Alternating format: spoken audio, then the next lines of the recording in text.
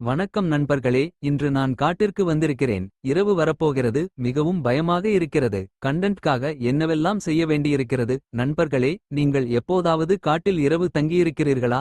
ஆம் என்றால் கமெண்ட்ஸில் ஆம் என்று எழுதுங்கள். அட, நெருப்பு மூட்டுவதற்கு ஒரு நல்ல இடமும் காய்ந்த விறகுகளும் தேட வேண்டும். விறகுகள் கிடைக்கவில்லை. இன்று இரவு குளிரில் தூங்க வேண்டியிருக்கக்கூடாது. விறகுகள் கிடைக்கவில்லை. அட, இந்த சிறுத்தை எங்கிருந்து வந்தது? சீக்கிரம் ஓடு இங்கே இருந்து, இல்லை என்றால் இந்த சிறுத்தை என்னை தாக்கிவிடும். நண்பர்களே, இன்று சாக வேண்டியதிலிருந்து தப்பித்தேன். மாலை நேரங்களில் காடு மிகவும் ஆபத்தான இடமாகும். கைஸ், கிடைத்தது, கடைசியாக கிடைத்துவிட்டது.